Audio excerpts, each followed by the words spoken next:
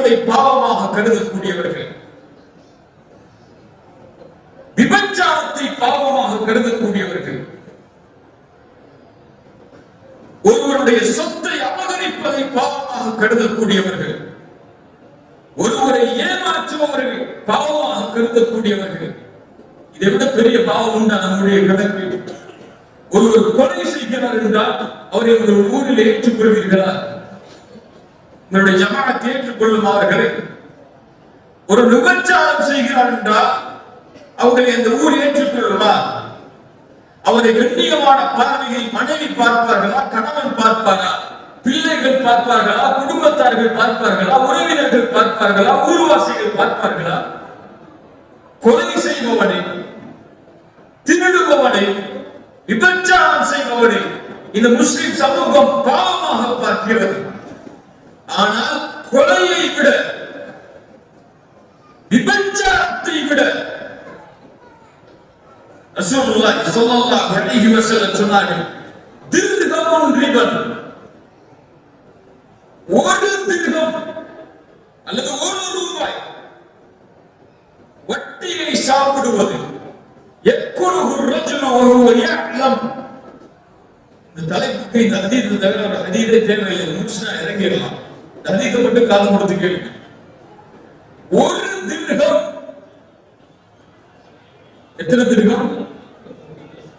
ஒரு திர்ஹம் வட்டியை சாப்பிடுவது,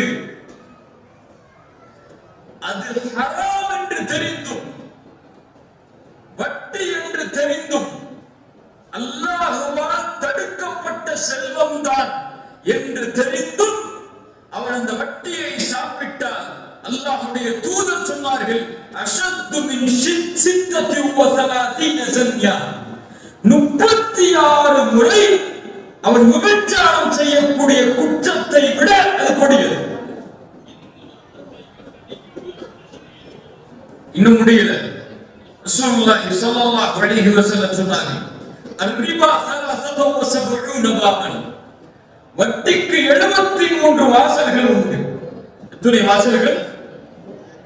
73 வாசல்கள் உண்டு. அது கடைசி வாசல் வழியாக ஒருவன் நுழைவதுடைய பாவம். ரசூலே இந்த வார்த்தையை வெளிப்படையாக சொல்லியதற்கு பிறகு வெட்கமடைய தேவையில்லை. அந்த பாவத்துடைய விபரீதம் அவ்வளவு கொடியது. வட்டியுடைய கடைசி வாசல் வழியாக ஒருவன் நுழைவது தன் தாயை ஒருவன் திருமணம் செய்து தாயோடு விபச்சாரம் செய்வதற்கு சமம். சொல்வது யார்? சொல்வது யார்? வட்டியை வாங்குபவர்கள் எல்லாரும் ஏற்றிக் கொள்ளுங்கள். வட்டியில் உங்களுடைய வசதியை பெருக்கினால் எல்லாரும் ஏற்றிக் கொள்ளுங்கள். வட்டியில் உங்களுடைய பெண்ணின் திருமணத்தை நடத்தினால் எல்லாரும் ஏற்றிக் கொள்ளுங்கள். வட்டியில் உங்களுடைய கல்வியை நீங்கள் படித்தால் எல்லாரும் ஏற்றிக் கொள்ளுங்கள். வட்டியில் உங்களுடைய வாகனம் இருந்தால் எல்லாரும் ஏற்றிக் கொள்ளுங்கள். வட்டியில் உங்களுடைய செல்வத்தை செலவழிக்கக்கூடிய கார் இருந்தால் அல்லாஹ்வை ஏற்றிக் கொள்ளுங்கள். இந்த செல்வம் உங்களுக்கு லாபத்தை தரலாம், இன்பத்தை தரலாம், வசதியை தரலாம். ஆனால் நரகத்தை தவிர இந்த வாழ்க்கையுடைய கூலியாக எதையும் தரலாம். அல்லாஹ்வுடைய சாபத்தையும் அல்லாஹ்வுடைய தூதர் முஹம்மது ரசூலுல்லாஹ் உள்ளத்தோடு அன்போடு சொல்லுங்கள் ஸல்லல்லாஹு அலைஹி வஸல்லம், அவர்களுடைய சாபத்தை தவிர வேறு எதையும் பெற்றுத் தராது. கல்விக்காக வட்டி வாங்கக்கூடிய முஸ்லிம்கள் பலர் இந்த சமூகத்தில் உண்டு.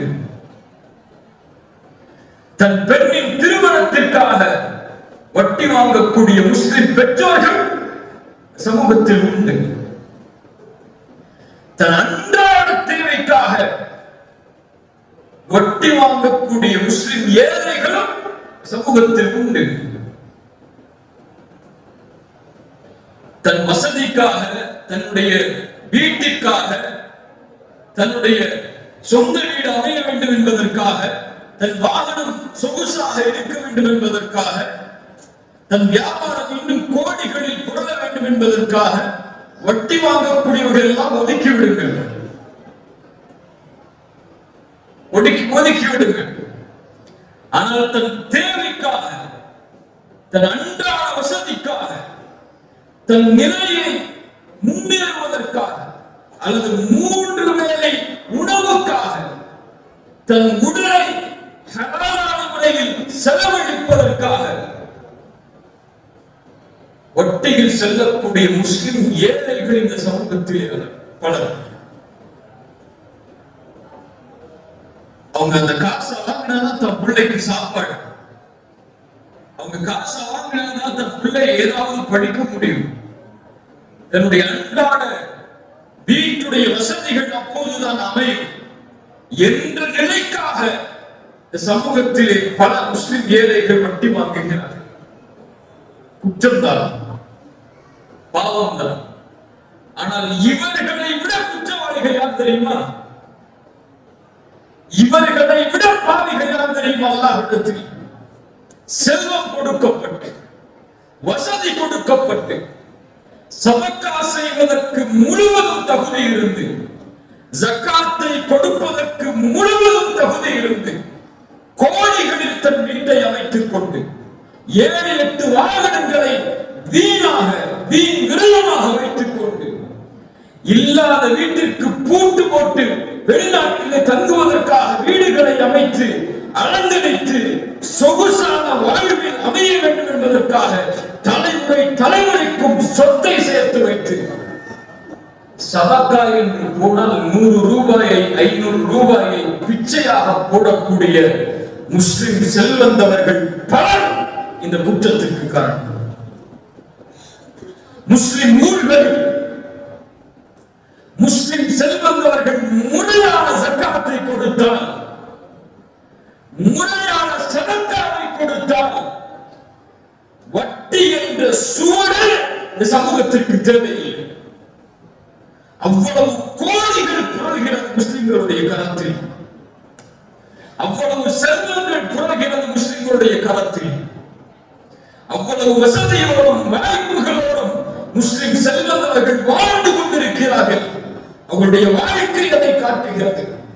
கோடிகளில் திருமணம் செய்யக்கூடிய முஸ்லிம் குடும்பங்கள் உண்டு, உண்டா இல்லையா? கோடிகளில் வாகனங்களை வைத்திருக்கக்கூடிய முஸ்லிம் செல்வந்தவர்கள் உண்டு. அதே ஊரில் தன்னுடைய அன்றாட தேவைக்கு வட்டிக்கு செல்லக்கூடிய ஒரு முஸ்லிமும் உண்டு. 2 வேற்றுமைகளும் இருக்கும் வரை அல்லாஹ்வுடைய உதவி அந்த ஊருக்கு வராது, அல்லாஹ்வுடைய வெற்றி அந்த ஊருக்கு வராது. அல்லாஹ்வுடைய தூதருடைய சமூகத்துடைய அங்கீகாரமாக அந்த சமூகம் ஒருவரும் மாறாது. இன்னொரு புறம் வீடு, சொந்த வீடு வேண்டும், வட்டிக்கு சென்றால்தான் சொந்த வீடு வாங்க முடியும், கண்ணியத்தோடு என்னுடைய குடும்பமும் என்னுடைய உறவுகளும் ஊரும் மதிக்கும் என்பதற்காக வட்டிக்கு செல்லக்கூடிய முஸ்லிம்கள், அல்லது அந்தஸ்தோடு கண்ணியத்தோடு மரியாதையோடு பல லட்சங்களை செய்து திருமணம் செய்தால்தான் குடும்பம் மதிக்கும், ஊர் மதிக்கும், தெரு மதிக்கும் என்பதற்காக லட்சங்களை வட்டியில் வாங்கி செலவு செய்யக்கூடிய முஸ்லிம் பெற்றோர்கள். சொந்த வீடு இல்லை என்றால் சொர்க்கம் கிடைக்காதா? லட்சங்களை வட்டியில் வாங்கி திருமணம் செய்யவில்லை என்றால் அந்த திருமண வாழ்வை தலாக்காக விடுமா?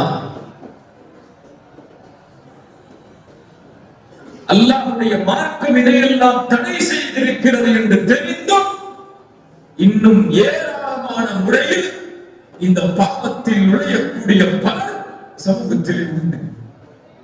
அதனால் அல்லாஹ்வுடைய மார்க்கம் சதக்காவை வளர்க்கிறது, ரிபாவை, வட்டியை தடை செய்கிறது. அல்லாஹ்வுடைய மார்க்கம் ஒருவருக்கு உதவி செய்வதை வலியுறுத்துகிறது. கடனாக, செல்வத்திலிருந்து, அல்லாஹ் கொடுத்ததிலிருந்து அழகிய முறையில் கடன் கொடுங்கள் என்று வலியுறுத்துகிறது. எவ்வளவு அழகான தீன் தெரியுமா? வட்டி என்றால் என்ன? முதலில் ஒரு செல்வத்தை ஒன்றை கொடுக்கிறீர்கள் ஒருவருக்கு உதவியாக என்றால் அதிலிருந்து ஏதாவது ஒரு பிரதிபலனை எதிர்பார்த்தால் அதுதான் வட்டி. அலி நபி தாலிப் ரலியல்லாஹு அன்ஹு சொன்னார்கள், வட்டி என்பது கொடுக்கப்படும் செல்வத்திலிருந்து எதிர்பார்ப்பது வட்டி. எந்த அளவு தெரியுமா? ரசூலுல்லாஹி ஸல்லல்லாஹு அலைஹி வஸல்லம் சொன்னார்கள், ஒருவருக்கு கடனை கொடுக்கிறீர்கள், நல்லா கேளுங்க, கடனை கொடுக்கிறீர்கள், கடன்பட்டவர் யாருக்கு நீங்கள் கடனை கொடுத்தீர்களோ அவர் உங்களை கடனை கொடுத்ததற்கு பிறகு அவரிடத்தில் நீங்கள் அவருக்கு நீங்கள் கடன் கொடுத்ததற்கு பிறகு அவர் உங்களை அவருடைய வீட்டில் விருந்துக்கு அழைத்தால் செல்லாதீர்கள். யாருக்கு காசு கொடுத்தீங்களோ கடன் கொடுத்தீங்களோ யாருக்கு கொடுத்தோமோ அவர் உங்கள்கிட்ட கடன் வாங்கினவர் உங்களை வீட்டுக்கு சாப்பிட கூப்பிட்டாங்கன்னா போகாதீங்க. அவர் உங்களுக்கு அவருடைய வாகனத்தை கொடுத்தால் ஏறாதீர்கள். அதற்கு முன்னால் அந்த பழக்கம் இல்லாதவரை, ஒருவேளை அதற்கு முன்னாலும் நீங்கள் நண்பர்களாக இருந்து அவருடைய வீட்டிற்கு உங்களுடைய வீட்டிற்கு அவரும் மாறி மாறி உணவுக்காகவும் வாகனத்தையும் பரிமாறிக்கொண்டால் செய்யுங்கள். கடன் பெற்றதற்காக கடன் கொடுத்ததற்காக நீங்கள் இருவரும் ஒன்றை அதை தவிர வேறொன்றை எதிர்பார்த்தால் அதை செய்யாதீர்கள் என்று அல்லாஹ்வுடைய தூதர் ஸல்லல்லாஹு அலைஹி வஸல்லம் சொன்னார்கள். அபூ ஹனீஃபா ரஹ்மத்துல்லாஹ் அவர்கள் ஒருவருக்கு கடன் கொடுத்தார்கள். கடன் யாருக்கு கொடுக்கப்பட்டதோ அவர் இமாம் அவர்களை அழைத்தார்கள், என்னுடைய வீட்டிற்கு வாருங்கள். அவர்கள் சொன்னார்கள், உன் வீட்டின் நிழலில் நான் நிற்பதும் இந்த கடன் கொடுக்கப்பட்டதற்காகத்தான் என்று ஆகிவிடும். அதனால் ஒருபோதும் அந்த நிழலில் கூட நிற்க மாட்டேன் என்று சொன்னார்கள். அலி இப்னு அபீ தாலிப் ரலியல்லாஹு அன்ஹு அதனால் தான் சொன்னார்கள், கொடுக்கப்பட்ட கடனில் இருந்து எதிர்பார்க்கக்கூடிய அனைத்தும் வட்டிதான் என்று. 100 ரூபாய் கொடுத்தா 98 ரூபாய் திருப்பி கொடுத்தாருன்னா சரி பரவாயில்ல, 2 ரூபாய் அல்லாஹ் உங்களுக்கு சதக்காவை மாற்றி கொள்ளட்டும்னு சொன்னா இது ஹலால். 100 ரூபாய் கொடுத்தா 110 ரூபாயா திருப்பி கொடுன்னு சொல்லி ஏற்றுக்கொண்டு அந்த கடனை கொடுத்தால், கடனை பெற்றால் என்ன வட்டி? அல்லாஹ் குர்ஆனிலே தடுத்த வட்டி, ரசூலுல்லாஹ் ஹதீஸில் தடுத்த வட்டி என்ன தெரியுமா? ஐயாமுல் ஜாஹிலிய்யா, அறியாமை கால மக்களிடத்தில் இருந்த வட்டி என்ன தெரியுமா? கொடுக்கப்படும் போது அதிகரிப்பை பற்றி பேச மாட்டார்கள்.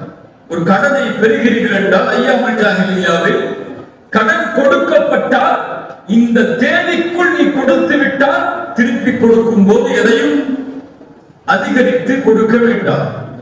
ஒருவேளை அந்த தேதி தவறிவிட்டால் நீ அப்போதுதான் நான் கொடுத்த தொகைக்கு மேல் தொகையை கொடுக்க வேண்டும் என்பது ஐயாமுல் ஜாஹிலிய்யாவுடைய வட்டி. இந்த வட்டியையே அல்லாஹ்வுடைய மார்க்கம் குர்ஆனில் ஹதீஸில் தடை செய்தது. ஆனால் இன்று கொடுக்கப்படும் வட்டி வங்கியிலோ தனிநபரிடத்திலோ நாம் பெறுகின்ற வட்டி எப்படி? கொடுக்கப்படும் போதே இவ்வளவு தொகை அதிகரித்து தர வேண்டும். தவணை தவறினால் இன்னும் அந்த தொகை அதிகரிக்கும், இன்னும் அந்த தொகை அதிகரிக்கும். பல மடங்காக அது பெருக்கும். அதனால் அவருடைய வாழ்க்கை அழியும். வட்டி அதனால் தான் அல்லாஹ்வுடைய மார்க்கத்தில் தடை செய்யப்படுகிறது என்று அல்லாஹ்வுடைய தூதர் ஸல்லல்லாஹு அலைஹி வஸல்லம் அவர்கள் சொன்னார்கள்.